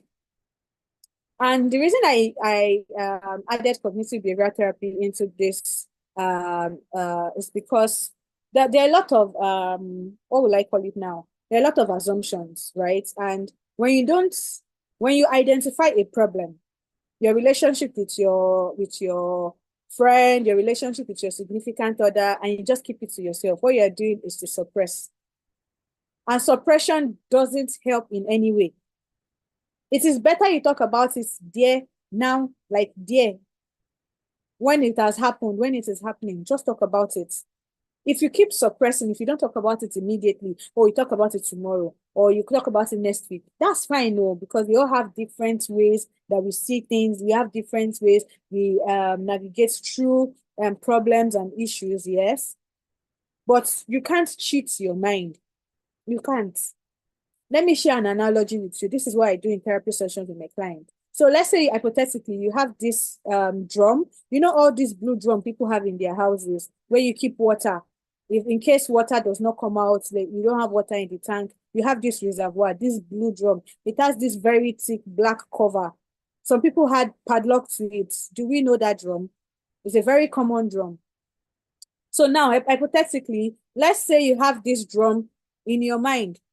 So instead of water, what you put in this drum are memories, experiences that you don't even want to deal with, that you didn't even like how it's even ended. You just dump them there. You dump it. You just keep putting them there. It gets to a point where you fill this drum with water, and the drum is filled to the brim, but you still keep putting water there, putting water there. At the end of the day, there will be spillover. You have a lot of water around in the house, yes or no? So in situations like that, if you have that kind of thing in your mind and you keep putting memories, you keep putting experiences that you don't even want to deal with, you keep dumping them inside that drum, it gets to a point where you have a mental breakdown. That's a spillover because you have repressed a lot of things. And when you repress a lot of things, the way it comes out is you start crying. You don't know why you're crying. You just break down. You're just tired. You don't even know what you want to do again. You have tried, oh, I'm going to resign. I don't even mind if I don't work again. This person has pushed me to the wall. I'm not going to do this again. I'm going to break up with this person. She doesn't listen. I'm not going to talk to my dad anymore. He doesn't listen. He doesn't do this one. He doesn't do that one. That's because when this thing started, you did not have the conversation. Nobody knew it was affecting you. The fact that they keep calling you name at home. Why don't you always listen? You're always working here. You're always working there. You do have all the friends. Don't you know that it's not good? You have something to say. You have your reserve. Okay, no, that's not how it is, but you don't talk. The fact that you don't talk, it creates a lot of assumptions in people's mind. Oh, she's fine with it. She doesn't complain now, so why should I talk again? Next slide, please. Cognitive behavioral therapy basically talks about how you can get to understand your thought patterns, the relationship between what you think about and how you feel and how it affects your behavior, what you do basically. So it's like a triad. You have what you think about, what you're constantly thinking about, and how what you think about affects how you feel. And how you feel determines what you do or say. That is what cognitive behavioral talks about, and behavioral therapy talks about, really. They're trying to see, if I keep thinking about these things, how will it affect me? If it affects me this way, what am I going to do? A clear example is you are talking about, let's use relationship as a context. So your partner is always talking about the fact that you don't listen. And you try your best to listen, but she keeps telling you, you don't listen, you don't listen. And anytime she starts like that, you just feel somehow. You start thinking, I don't listen. What exactly am I? What does she mean by I don't listen? I listen, at least I talk. But you're not doing what she wants you to do. You're not doing those things that she has identified that she doesn't like. The fact that she keeps thinking about the fact that you are not listening, she starts, oh, he doesn't care about me. Or is it like he doesn't even want this relationship anymore? That is the emotion that is coming from that thought. What she does is dependent on how she feels. Oh, I'm not going to talk to him again. Then the ghosting comes. Because of how she feels, she ghosts. That is a decision. It's a reaction. Or she responds by shouting. Oh, she says a lot of things that you don't like. And there's a lot of name calling, insults, and the likes. What you think about, if you check within yourself, because yes, statistically, it has been proven that as an individual, you think over 60,000 thoughts a day. And majority of them are negative, repetitive thoughts. Majority of them, they are negative, repetitive thoughts. You think about it in the morning, while walking, it comes to your mind. Before you go to bed, it comes to your mind. Majority of them are passing thoughts. You know all these waka pass in movies. They don't have any role. They are just to walk in front of the restaurant or walk in front of the bank. You have thoughts like that on your mind. They are waka pass. So you'll be the one to bring them. No, don't waka and go. Come, I want to think about you. I want to fixate on you. And how your emotion works is when you start thinking of a negative thought, it brings about other negative thoughts that has happened years ago. That's how the emotions work, really. So you have to be very, very self-aware to know what are the things I think about that affects how I feel, and what I feel determining what I do. So how do you apply cognitive behavioral therapy in your relationship? In navigating relationship challenges, you need to recognize the harmful thinking patterns. Is a problem. Communication, we have identified them. Conflict resolution, we have identified trust issues. Oh, the fact that I keep thinking about all the previous relationships I've had in the past, it did not end up well. The next relationship I have, this is going to happen. He's not going to talk to me. He's not going to do this one. That's majority of what you think about will begin to set a platform for other things that are yet to happen. With cognitive behavioral therapy, you'll be able to understand how your thoughts influence your behaviors and your emotions. They are all intertwined. Your behavior can influence your thoughts. Your emotions can influence your thoughts, and vice versa. I mentioned something earlier, cognitive distortions. If time permits, we would have gone through it, but we can't go through all of them at this point because we are running out of time. But you really need to sit down within yourself. Sit down with yourself, rather. Come out of yourself to look at yourself objectively. What are the things that I am doing that is contributing to the relationship challenges I have?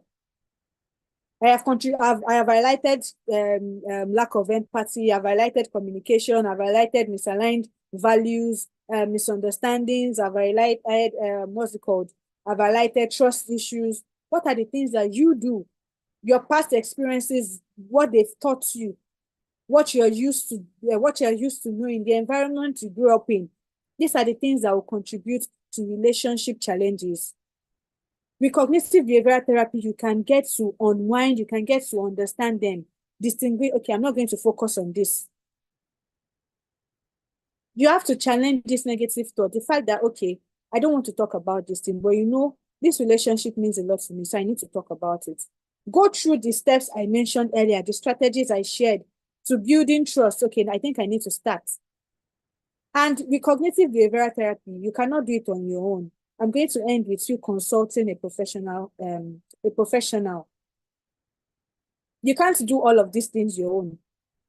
You know what to do. Yes, you have the intellectual knowledge. Okay, if I go through everything already as I highlighted, if I start doing this thing, there are sometimes that you can't actually do it on your own. You can't do it on your own. You need guidance.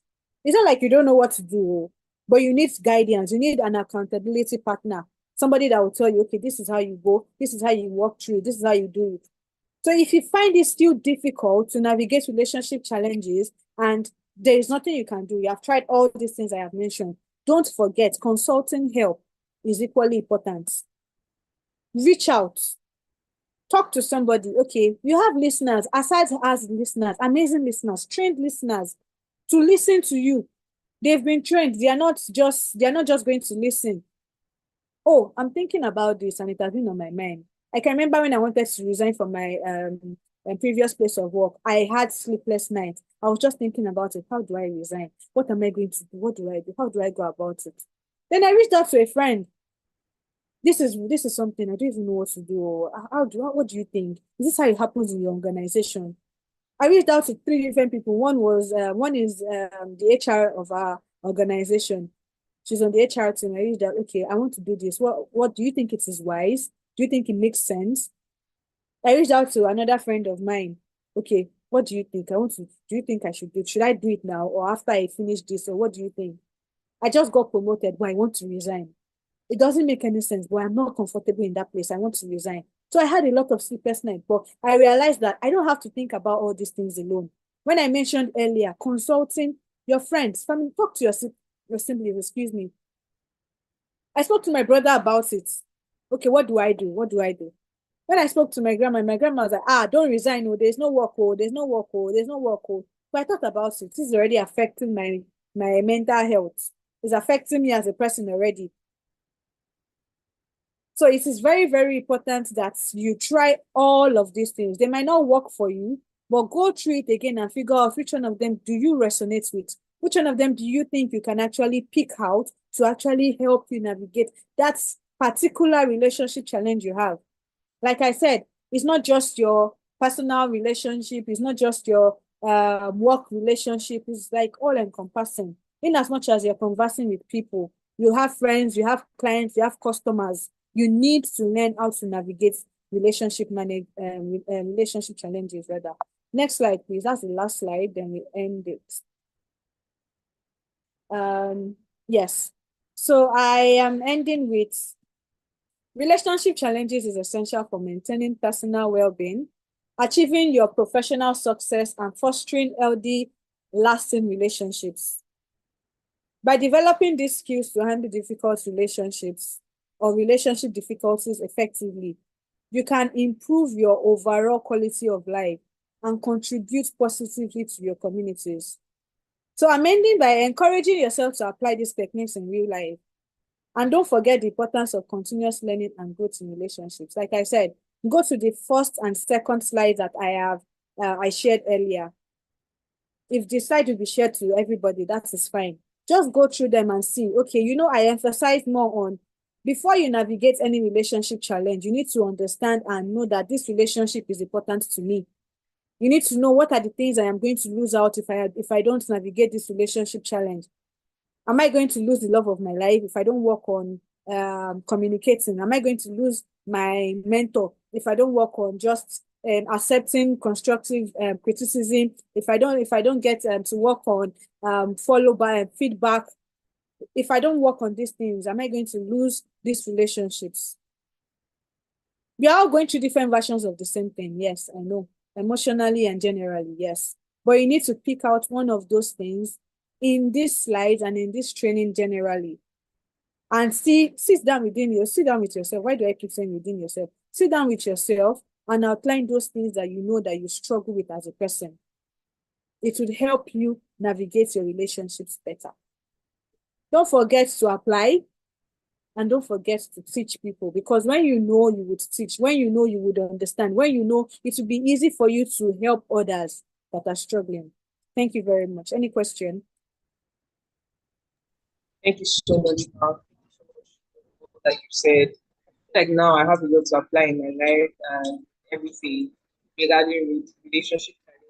Yes, so we would go on to the question and answer session, and I'm sure that everybody has questions. So, but before we do that, please let's all clap virtually, of course. If this was a physical meeting, we didn't standing ovation for Miss but fortunately we can't physically. So let's also thank you very much for all the things that you did. So I'll be calling on my colleague Rejoice to handle the question and answer session. So Rejoice, over to you.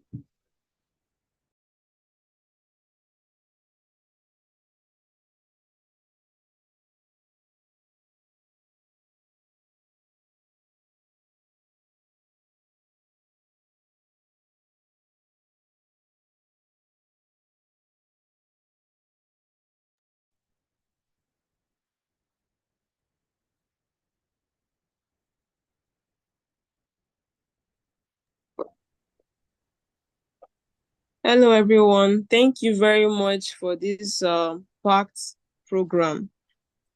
Can you hear me? Please, can everybody hear me? Yes. Yes. Okay, my name is Rejoice. I'm a volunteer in our SAD mental health department. I believe everyone got so many impactful teachings from this section. Please, this is our Q&A session, question and answer. If you have any question concerning, you will have a question to ask her, maybe anything she said that wasn't so clear to you, or you still need advice on any of the things she mentioned, you can drop your question on the chat box, or you can identify by raising your hand so that you can be unmuted to talk.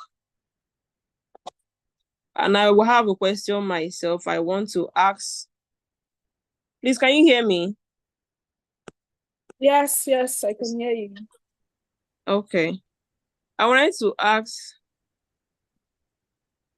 but my network is disturbing me. Okay, I wanted to ask, my question is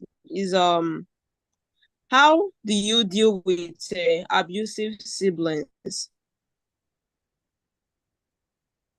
How do you deal with a situation like where we have the siblings that are abusive? How do you go about relationship with them? Okay, when you say abusive, do you mean they are physically abusive or Both physically and verbally. okay, verbal abuse, physical and verbal abuse, right? Yes, yes. Okay. So oh, that's a very broad question. And to start, you need to understand that first of all, you are your own person, right? And whatever it is your siblings does, it might be because they are older than you or they just find pleasure in doing these things. But so first things first, you need to get it that you don't want to take it anymore. You're tired of the physical abuse, you're tired of the the verbal abuse, and you just do not want to take it anymore. So if you can talk to your parents, if that is going to help, that is something you can try. If you have tried that and it still doesn't work, please let them know. Maybe you are still living with them or you're dependent on them for one thing or the other, but having a conversation with them about it. I don't like it when you call me names. You are older, yes, but I don't like it. It's affecting me. It is affecting me. It is easier said than done, but you have to start. Because these are the things that contribute to low self-esteem and timidity in children. They will grow up with it because they are used to it. Oh, their siblings does that to them. He beats them, she beats them, says a lot of harmful things to them. Their self-esteem automatically will deplete. They would not contribute. When their peers are having conversations, they would not talk. But if you can, maybe the environment you're in with them, you don't like it anymore. If that is an option, leave. I keep saying it in therapy sessions, nobody should be prioritized above your mental health. If it is your job, if it is your boss, if it is your parents, nobody should be prioritized above your mental health. It's not selfish. It's just you realizing that if I continue to stay in this environment, if I keep staying in this situation and nothing is changing, it's going to affect my mental health on the long term. So I don't want that. After that conversation, it beats me. She says this, she says that. If you have an option to leave, that is fine. Before you get to leave, okay, have that conversation. Why do you keep beating me? I don't like it. You keep saying all these things. I don't like it. Why? If it does not, maybe, some siblings can just do it because they are older. It's like, oh, yeah, you're my younger sister, I can correct you. If your parents are going to be of no help, reach out to somebody that you know. If you talk to your brother, if you talk to your sister, there will be a difference. If there is an option to leave the house as well, please move to somebody that you know that, okay, I can stay. Maybe you want to get to stay with your friend, your friend's hostel or something, instead of going from home. That is also an option. But the relationship, as you grow older, you will be the one to determine if you want that continuous relationship.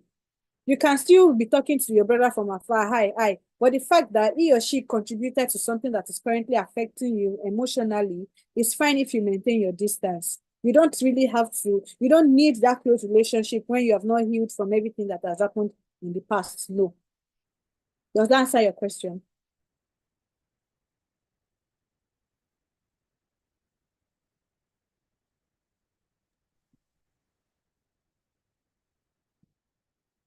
Does that answer your question? Yes, ma. Thank you very much. Thank you for that. I have a second question, if you don't mind. Yeah, that's fine. Okay, please, I want to also ask, how do you approach a depressed person? Okay, so how do you know the person is depressed?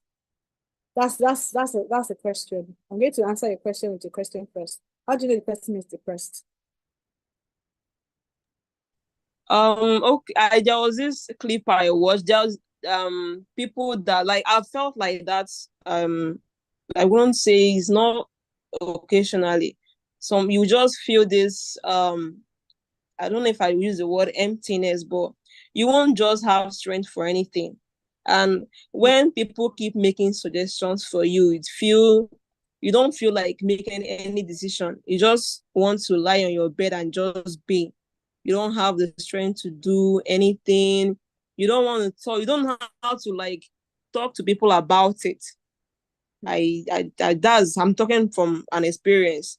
I don't know how other people have felt when they feel depressed. Okay. So the reason I started with how do you know the person is depressed is a lot of us sometimes, no, not sometimes, most times we just assume this person is depressed, this person is depressed. But the thing is, depression is deeper than what we think it is. The society, what we watch on TikTok, Instagram, all these things, they to an extent depicts depression to an extent, not particular what depression is. But the thing is, people experience symptoms of depression doesn't really mean they are depressed. They experience symptoms of depression, the isolation, the tiredness, the helplessness, the not wanting to do anything feeling, those things are valid. Yes, they are symptoms of depression. So if you would want to approach somebody that struggles or experiences symptoms of depression, the first thing you need to do is to go, how are you feeling? Oh, I'm okay. But you know this person is not okay. You don't, it's not by force. You just need to be there for the person. I don't think you're ready to talk. I know you're not even ready to talk, so I'm going to take my time. But if you don't mind, I would keep dropping messages on a daily basis. So when you feel comfortable, I am ready for you. I'm ready to listen. I'll be here when you need me to. I know you probably feel this emptiness. I know nothing makes sense right now. I know you are overwhelmed. I know you don't want to talk to anybody. You don't want to leave the room. I don't quite understand what has caused it. I don't know. So I don't understand what is going on. But if you would like to talk, or even if you don't want to talk to me, I can refer you. I know this organization that has listeners and it is confidential. Nobody's going to say anything. If it's something you are open to, trust me. If it is therapy as well, you can contribute money and pay for your therapy sessions. There is an NGO I know that will give you a discount. If that's something, I just want you to be yourself. I miss my friend. I miss that funny person. I miss the jovial person. I don't know what has happened. I just want to be there. So whenever it is you're comfortable, do you understand? That is a start. So it works differently for people, but that is always a start. The fact that you talk to them, they don't answer, or you reach out, they don't respond, or you send messages, they don't reply, it doesn't mean they don't want to. But like you said, they feel like there's no point making any decision because depression is characterized by hopelessness, helplessness, extreme sadness. There are some people that they feel, oh, she's depressed, and that's because she doesn't have money. That's not depression. The person is just sad. When alert comes inside the phone now, you know the person will change. That's not depression. That's why I keep saying, don't label people if you do not really know what they're going through. So you need to understand, okay, is this person experiencing symptoms? Because in therapy sessions, psychologically, we'll have an assessment before we give a diagnosis. And I do not like to label people. So I would rather say they struggle with depression. They struggle with anxiety. Do you understand? Has that answered your question? Yes, ma. Thank you very much.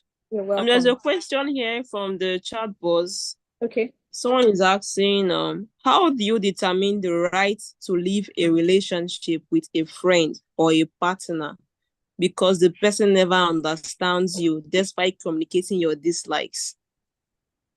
The right time to leave is when you start getting worried and concerned, when it is affecting your day-to-day activity. You wake up in the morning and you're just stressed without doing anything. You're working at work and it is just coming to your mind, oh, she's going to start talking again. She has done this thing again. She's going to start after several talks. That is when you know, okay, I need a break. You don't have to end the relationship, but getting a break is something that can actually work to see if there is a means of reconciling your differences and understand, maybe just to give an option of reconciliation. You don't have to end it immediately. But if it's something that you have tried and it still did not work, you have to prioritize yourself. Because like I said earlier, when you communicate, it's either this person is not really hearing what you're saying. The person is hearing what he or she wants to hear, not what you're saying.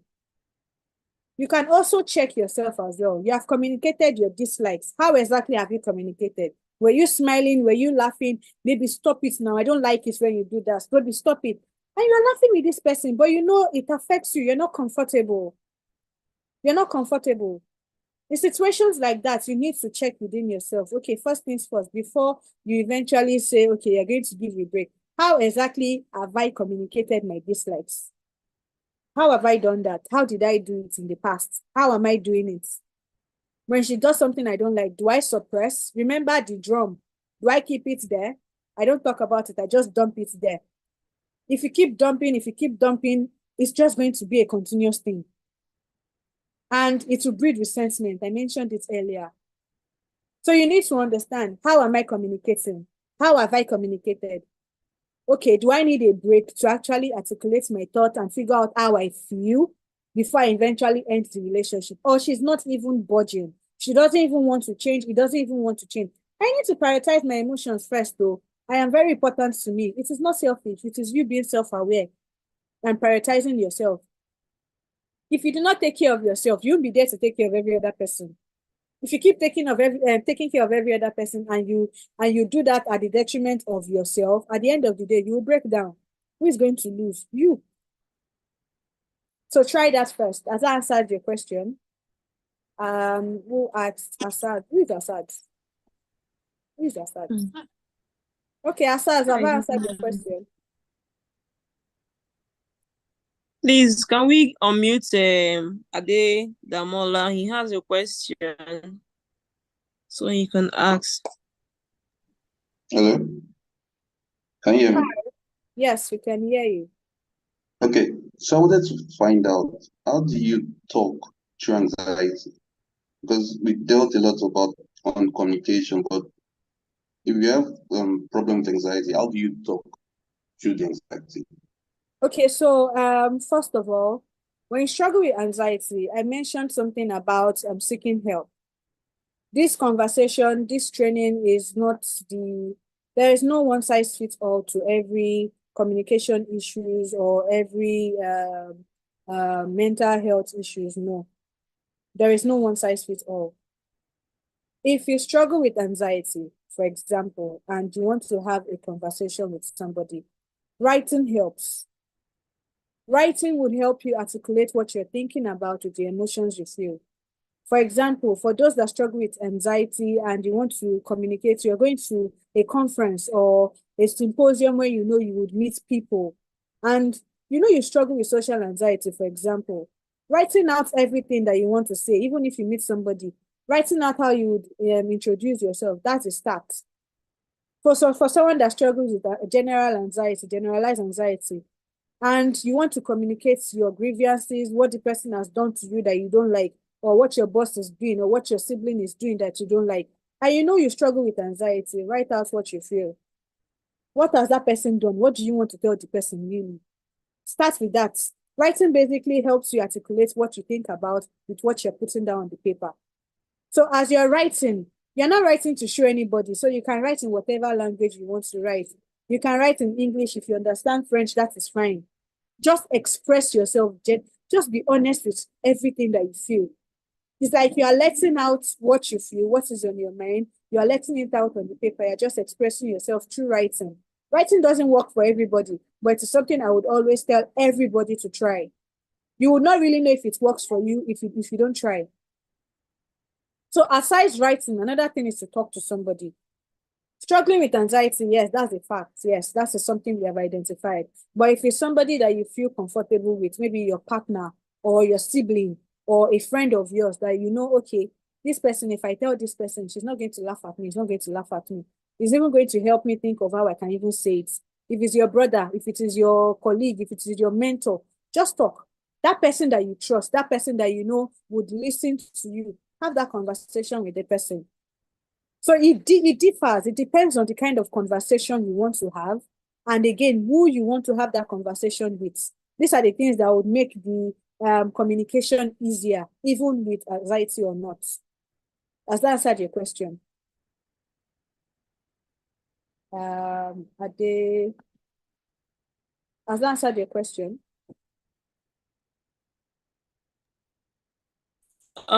Please, we have 2 more questions and then we are done.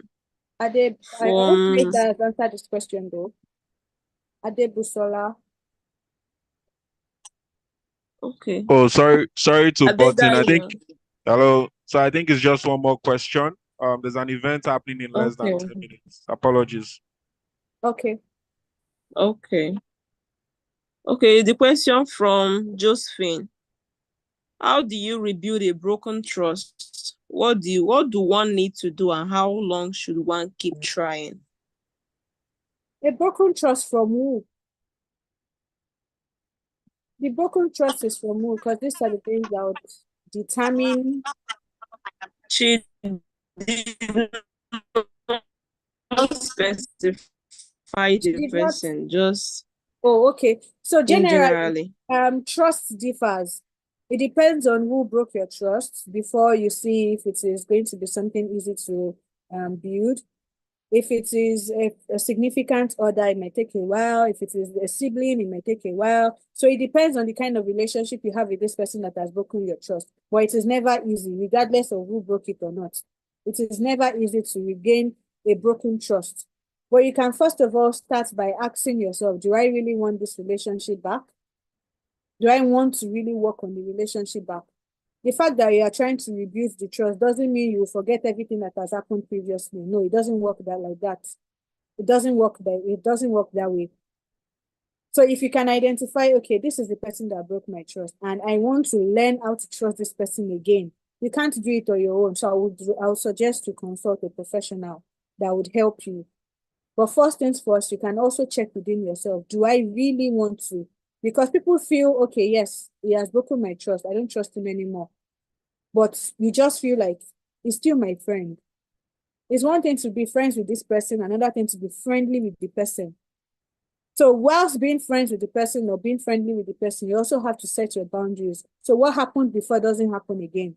If you can identify all those things, identify the lessons that you learned in a relationship, any failed relationship, any past relationship with your colleagues, relationship with friends, relationship with your significant other, relationship with your parents. Identified all those things that they did that they should not have done, and those things that they did not do that they should have done, because trauma is not just about what happened. Trauma could also be what happened or what did not happen that should have happened. As a child, you grew up not having people defend you, and you really wanted your parents, your siblings to stand up for you. That could also be traumatic. So if you want to identify the trust, if you want to know, okay, if you can rebuild this trust, you need to get, how was the trust broken? You need to understand, do I really want to get it restored? Do I really want to go through? Because it's not magic. I'm not a magician. I tell my clients, it's a process. So you need to check within yourself first. Am I ready to go through this? Is this something I would really want to do? Another thing is to figure out, okay, what are the things that he did? What are the things that she did? Has that answered your question? I think there's one more question here. Oh, there are several questions here.